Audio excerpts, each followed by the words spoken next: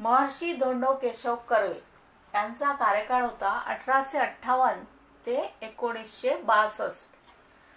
महर्षी Dhondo means Annasaheb Keshav Karve यांचा जन्म 18 April 1858 रोजी झाला आणि रत्नागिरी जिल्ह्यातील मुरुड तालुक्यातील शेरवली या गावी त्यांचा जन्म झाला. रत्नागिरी जिल्ह्यातील मुरुड तालुक्यातील शेरवली या गावी झाला. आता त्यांचं प्राथमिक शिक्षण हे मुरुड येथे झालं. 1873 मध्ये कर्वे यांचा विवाह राधाबाई यांच्याशी झाला. कर्वे यांच्या पत्नी राधाबाई या होत्या. 1876 मध्ये कर्वेंनी इयत्ता 6वीची परीक्षा देण्यासाठी कुंभार्ली घाटातून 125 मैलांचे अंतर पार केले. कुंभार्ली घाटातून 125 मैलांचे अंतर त्यांनी पार केले. त्यानंतर त्यांनी 1881 मध्ये मॅट्रिकची परीक्षा उत्तीर्ण केली. 1884 मध्ये मुंबई येथील विल्सन कॉलेजमधून कर्वेंनी गणित विषयात BA चे शिक्षण पूर्ण केले. हा प्रश्न नेहमी विचारण्यात येतो की त्यांनी कोणत्या विषयात BA ची पदवी मिळवली, तर गणित विषयात BA चे शिक्षण पूर्ण केले त्यांनी 1884 मध्ये. तसेच 1886 मध्ये कर्वेंनी मुरुड फंड ची स्थापना केली. 1887 मध्ये कर्वेंनी MA ची पदवी घेतली. त्यानंतर 1891 मध्ये त्यांच्या पत्नी राधाबाई यांचे निधन झाले. त्याच वर्षी फर्ग्युसन कॉलेजमध्ये ते गणिताचे प्राध्यापक म्हणून रुजू झाले. त्यासाठी गोपाळकृष्ण गोखले यांनी त्यांना मोलाची मदत केली. त्यानंतर 1892 मध्ये महर्षी कर्वे हे डेक्कन एज्युकेशन सोसायटीचे आजीवन सदस्य बनले. हा प्रश्न महत्वाचा आहे. डेक्कन एज्युकेशन सोसायटीचे आजीवन सदस्य बनले. त्यानंतर कर्वेंनी डेक्कन एज्युकेशन सोसायटी मार्फत स्टुडंट फंड ची स्थापना केली. त्या स्टुडंट फंड साठी त्यांनी त्यांच्या पगारातील 75 रुपयापैकी 10 रुपये सुद्धा दिले. 10 रुपयाची मदत दिली. त्यानंतर 31 डिसेंबर 1893 रोजी कर्वे यांनी पुणे येथे विधवा उत्तेजक मंडळी या नावाने संस्था स्थापन केली. हा प्रश्न महत्वाचा आहे. इथेही मार्क करून ठेवा. विधवा उत्तेजक मंडळी या नावाने सुद्धा त्यांनी संस्था स्थापन केली. त्यानंतर 1865 साली विधवा विवाह उत्तेजक मंडळी नावाची संस्था ही महादेव गोविंद रानडे यांनी स्थापन केली होती. त्यानंतर 1893 मध्ये महर्षी कर्वे यांनी वयाच्या 42व्या वर्षी पंडिता रमाबाई यांच्या शारदा सदन मधील व कर्वेचे मित्र नरहरपंत जोशी यांची बहीण गोदूबाई यांच्याशी पुनर्विवाह केला. कोणाशी पुनर्विवाह केला? गोदूबाई मीन्स गोदावरी यांच्या लग्नानंतरचे नाव आनंदीबाई असे होते. त्यानंतर 14 जून 1896 रोजी पुण्यातील सदाशिव पेठ येथे महर्षी कर्वे यांनी अनाथ बालिकाश्रम ही संस्था स्थापन केली. अनाथ बालिकाश्रम ही संस्था लक्षात ठेवा. त्यानंतर प्रत्यक्ष कार्यास सुरुवात 1 जानेवारी 1899 रोजी सुरू झाली. त्यानंतर प्लेगच्या साथीमुळे ही संस्था पुण्यातून हिंगणे येथे स्थलांतरित करण्यात आली. या संस्थेसाठी गोविंद गणेश जोशी यांनी त्यांची हिंगणे येथील 6 एकर जमीन म्हणून दान केली. त्यानंतर 1907 मध्ये महर्षी कर्वे यांनी हिंगणे येथे महिला विद्यालय स्थापन केले. महिला विद्यालय हे हिंगणे येथे 1907 मध्ये स्थापन केले. त्यानंतर 1910 मध्ये महर्षी कर्वे यांनी लोकसेवेसाठी तन मन धन अर्पण करणारे कार्यकर्ते निर्माण करण्याच्या उद्देशाने निष्काम कर्ममठ ही संस्था स्थापन केली. हा संस्था लक्षात ठेवा. पेपरमध्ये नेहमी विचारण्यात येतात. महिला विद्यालय, अनाथ बालिका आश्रम, निष्काम कर्ममठ हे लक्षात ठेवा. त्यानंतर 1915 मध्ये पुणे येथे पार पडलेल्या सामाजिक परिषदेचे अध्यक्षपद कर्वे यांनी भूषविले. कोणत्या परिषदेचे? सामाजिक परिषदेचे अध्यक्षपद कर्वे यांनी भूषविले.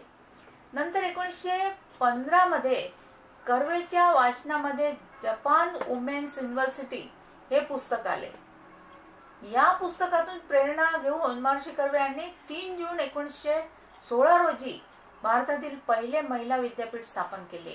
भारतातील पहिले महिला विद्यापीठ, लक्षात ठेवा, हा प्रश्न सुद्धा विचारतात. भारतातील पहिले महिला विद्यापीठ स्थापन केले. या विद्यापीठाचे नामकरण प्रथम भारतवर्षीय महिला विद्यापीठ असे करण्यात आले. या विद्यापीठाचे पहिले प्राचार्य राघव भांडारकर हे होते. हा प्रश्न सुद्धा विचारतात.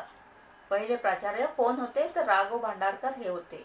या विद्यापीठामध्ये महिलांसाठी प्रपंचशास्त्र, आरोग्यशास्त्र, पाककला, चित्रकला व गायन कला इत्यादी विषय शिकविले जात असत. हा सुद्धा प्रश्न विचारण्यात येतो आपल्या MCQ मध्ये की कोणते विषय शिकवल्या जात. तर हे लक्षात ठेवा, प्रपंचशास्त्र, आरोग्यशास्त्र, पाककला, चित्रकला, गायन कला इत्यादी विषय शिकविले जात असत. हे तुम्हाला ऑप्शन मध्ये विचारण्यात येते.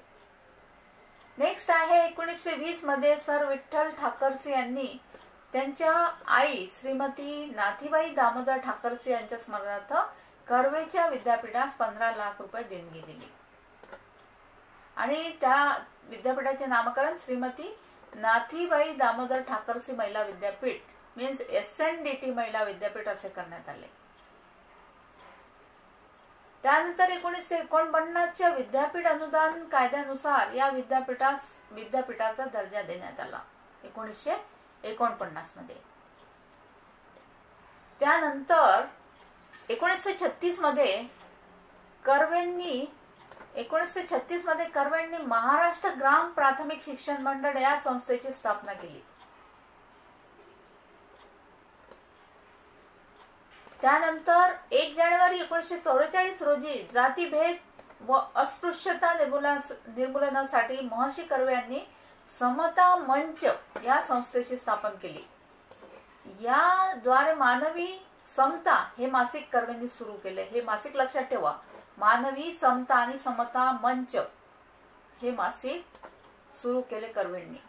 1948 मध्ये समाजातील जातीभेद दूर करण्यासाठी त्यांनी जाती निर्मूलन संस्था स्थापन केली. ही संस्था सुद्धा लक्षात ठेवा, जाती निर्मूलन संस्था. त्यानंतर त्यांनी रधो कर्वे हे समाज स्वास्थ्य या मासिकाचे संस्थापक होते. रघुनाथ कर्वे यांच्या पत्नी इरावती कर्वे या ज्येष्ठ समाजसेविका होत्या.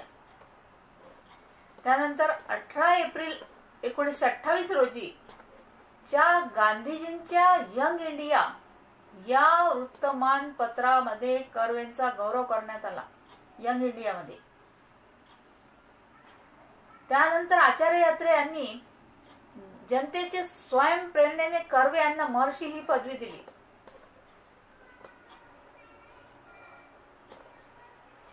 आचार्य अत्रे यांनी कर्वेचा गौरव करण्यात आला. त्यानंतर अण्णासाहेब कर्वे म्हणजे महाराष्ट्रातील एक चमत्कार आहेत असे उद्गार आचार्य अत्रे यांनी काढले आणि जनतेने स्वयंप्रेरणेने कर्वे यांना महर्षी पदवी दिली. जनतेने त्यांना महर्षी पदवी दिली, हे लक्षात ठेवा. त्यानंतर 1936 मध्ये महर्षी कर्वे यांनी आत्मवृत्त हे आत्मचरित्र लिहिले. हा लक्षात ठेवा, त्यांचं आत्मचरित्र कोणत्या नावाने होतं? आत्मवृत्त. हा प्रश्न महत्वाचा आहे. आत्मवृत्त हे आत्मचरित्र होते. त्यानंतर महर्षी कर्वे यांचा मृत्यू वयाच्या 105व्या वर्षी म्हणजेच 9 नोव्हेंबर 1965 रोजी झाले. त्यांच्या स्मरणार्थ हिंगणे या गावास कर्वे नगर हे नाव देण्यात आले. त्यानंतर महर्षी कर्वे यांनी सातारा येथे बाल मनोहर मंदिर सुरू केले.